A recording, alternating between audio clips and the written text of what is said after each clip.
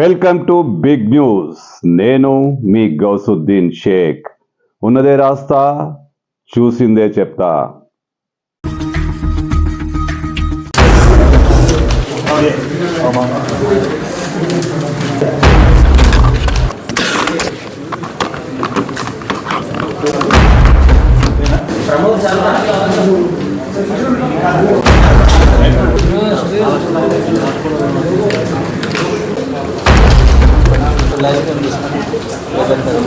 అది వర్కౌట్ చేస్తున్నాం.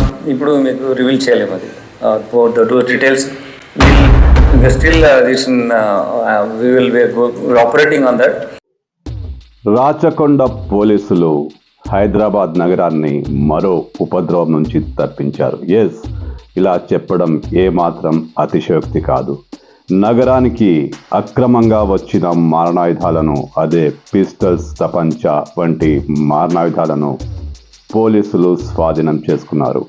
ఇది జవహర్ నగర్ పోలీస్ స్టేషన్ పరిధిలో జరిగిన సంఘటన. ఓ వ్యక్తి యూపీకి చెందిన అక్రమ ఆయుధాలను 3 కంట్రీ మేడ్ పిస్టల్స్, తపంచా, 10 రౌండ్ల బుల్లెట్లు కలిగి ఉన్నాడన్న సమాచారంతో వలపన్ని అతన్ని పట్టుకున్నారు. అతని పేరు హరే కృష్ణ యాదవ్. యూపీలో ఇంటింట అనేక చోట్ల మారణాయుధాలు అంటే పిస్టల్స్ కానీ తుపాకులు కానీ తయారవుతున్నాయని, అక్కడి నుంచే ఆ వ్యక్తి హైదరాబాద్కు తీసుకొచ్చాడని పక్కా సమాచారంతో అతన్ని అరెస్టు చేశామని Rachakonda police commissioner Sudheer Babu media సమావేశంలో వెల్లడించారు. ఇంకొక నేరస్తుడు అతను ఇంతకుముందు చేశాడు.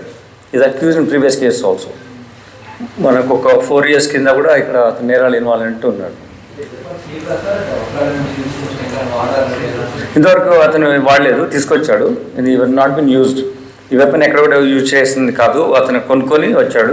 అక్కడ చాలా మటుకు ఈజీగా కుటీర పరిశ్రమ లెవెల్లో మ్యానుఫ్యాక్చరింగ్ జరుగుతున్నట్టు ఇతను ఉన్న ఇన్ఫర్మేషన్ చెప్పాడు.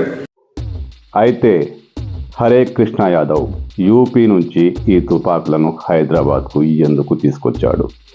ఎవరికి అమ్మాలని ప్లాన్ వేశాడు? అతనితో ఎవరు టచ్లో ఉన్నారు?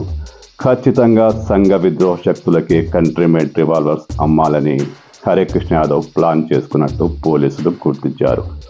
అయితే హరే కృష్ణ యాదవ్కు టచ్లో ఉన్న వాళ్ళెవరు? ఎవరు తుపాకులు తెప్పించారు? ఎవరు కొనడానికి ఆసక్తి కలిగి ఉన్నారు? పోలీసులకు ఇప్పుడు ఈ విషయం చాలా సీరియస్గా మారిపోయింది. పోలీసులు ఈ విషయాన్ని లోతుగా దర్యాప్తు చేస్తున్నారు. హరే కృష్ణ యాదవ్ను అరెస్ట్ చేసిన అనంతరం అతనితో సంబంధాలున్న వాళ్ళందరినీ ఇప్పుడు పోలీసులు అదుపులో తీసుకొని విచారిస్తున్నారు. అసలు ఎవరికి అమ్మాలనుకున్నాడు? ఎవరు కొనాలనుకున్నారు?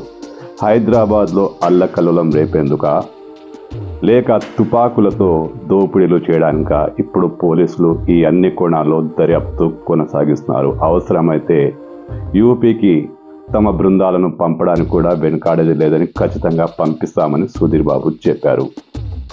స్మాల్ ఏరియాస్లో, హ్యూజ్ ఏరియాస్లో ఉంది. మేము అక్కడ స్టేట్ పోలీస్ అధికారులు కూడా మాట్లాడుతున్నాం. Team will also go there. అక్కడ ఉన్నటువంటి భోజ్పూర్ డిస్ట్రిక్ట్ అనేటువంటి షాపూర్లో యాక్టివిటీ ఉంది. We are sending a team to that place. Our SOT team would go there with the help of local police. I'll speak to the local police officers. We'll operate on that. అది work out చేస్తున్నాం. ఇప్పుడు మీకు reveal చేయలేము. అది details will still we will be operating on that.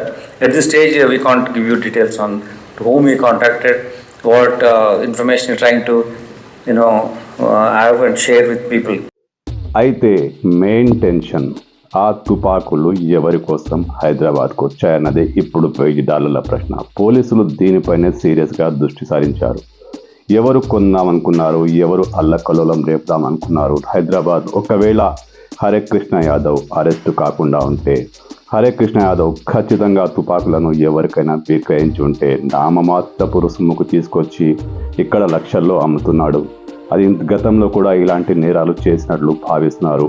నిజంగానే హరే కృష్ణ యాదవ్ ఆ తుపాకులను సంఘ విద్రోహులకు అమ్మేసి ఉంటే హైదరాబాద్లోనే ఈ వ్యవహారం జరుగుతుంది. కాబట్టి హైదరాబాద్లో ఏదైనా అల్లకల్లోలం జరిగేదా?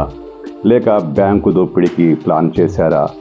రాబరీ రోడ్ల మీద కూడా దోపిడీకి ప్లాన్ వేశారా? ఇప్పుడు పోలీసులకు ఈ ప్రశ్నలు కలవరపరిచే అంశాలే. ఖచ్చితంగా పోలీసులు ఈ కోణంలో దర్యాప్తు కొనసాగిస్తున్నారు. హరే కృష్ణ యాదవ్కు వెనుక ముందు సపోర్ట్ చేస్తుంది ఎవరు, అతని మిత్ర బృందం ఎవరు, ఆ తుపాకులు కొనుక్కోవాలనుకున్న వాళ్ళెవరు? పోలీసులు ఇప్పుడు ఈ విషయాన్ని అత్యంత సీరియస్గా దర్యాప్తు కొనసాగిస్తున్నారు.